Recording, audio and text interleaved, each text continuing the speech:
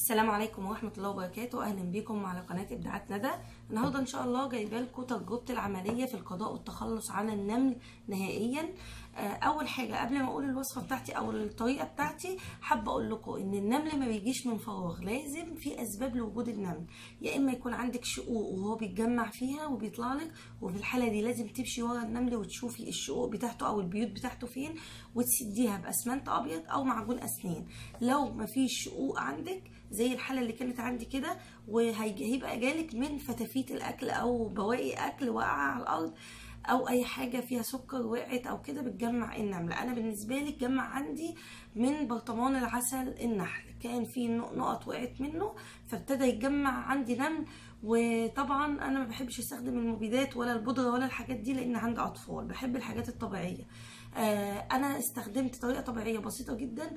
والله العظيم يا جماعه بصراحه انا ما بحبش احلف في فيديوهاتي ولا اكتب قسما بالله مجربه ولا الكلام ده كله، بس صدقا طبعا مجربين كل وصفاتي وكل فيديوهاتي. صدقا النمل اختفى من عندي الحمد لله بفضل الله نهائيا. استخدمت ايه بقى؟ استخدمت سمسم ابيض وقرنفل.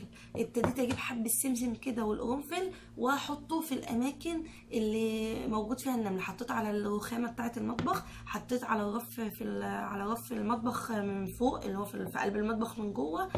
عايزه اقول لكم ان هو اختفى نهائيا، قعد يومين ثلاثه كده بس اختفى جدا. انا كنت اعرف ان السمسم بيطفشه يعني بيخليه يمشي، بس انا حطيته اول يوم ما حصلش حاجه فاستغربت وقلت لا ده الوصفه دي مش صحيحه. بس بعد يومين او ثلاثه اختفى نهائيا، ما بقاش عندي الحمد لله بفضل الله ولا نمله.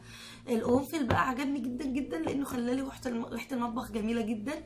ده شكل القرنفل للناس اللي مش عارفاه، بيقولوا عليه في الدول العربيه المسمار اللي احنا بنستخدمه في الكبسه وفي المندي وفي الحاجات دي. اهو عند العطار موجود، يعني ريحته جميله جدا.